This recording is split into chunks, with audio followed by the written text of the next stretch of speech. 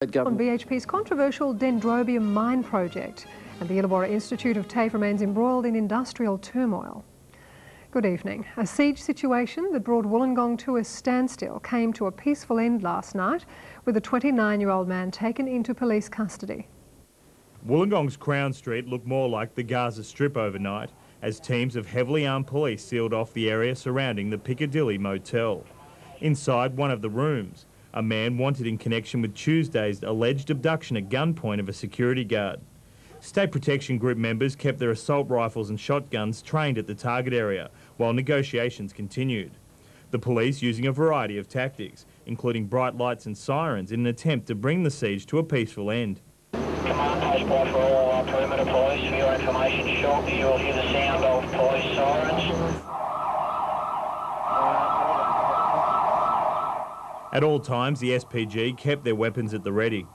Just before 11, an ambulance was called to the rooftop car park. Minutes later, the man, still under guard, was being assessed at Wollongong Hospital.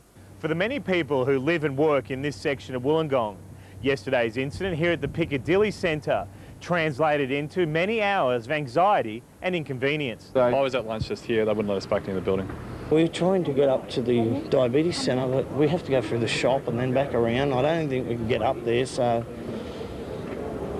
it's very... bit of a hassle? Yeah, harrowing moment. I don't know where the bus is going to stop now. Mark Jenkins, today charged with detained for advantage and cause injury, robbery in company and robbery whilst armed. Chris Ricky, Prime News.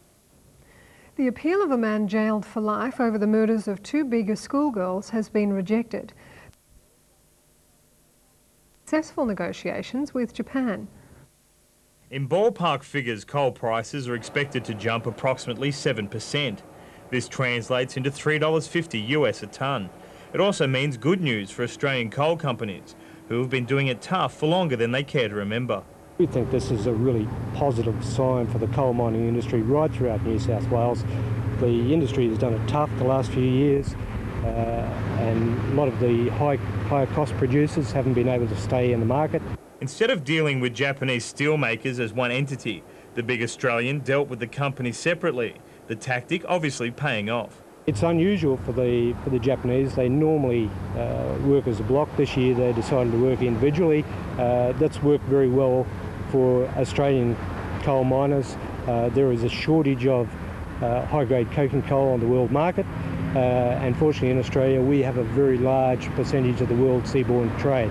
Meantime, an environmental impact statement has been completed in regards to BHP's newest proposed venture, the dendrobium mine at Mount Kembla.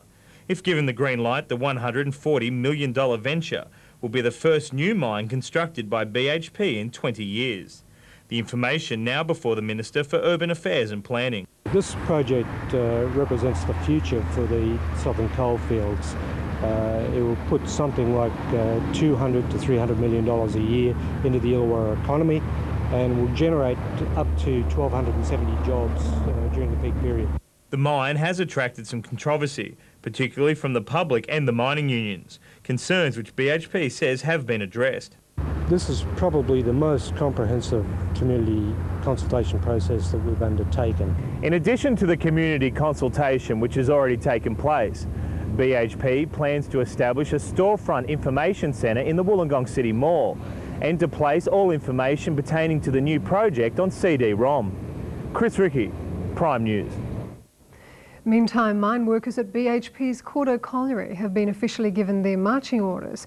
At the end of day shift last Friday, employees were handed a notice stating the pit would cease operations in 6 weeks' time. The advice has come after an extensive campaign by both local politicians and the mining union to keep the colliery open.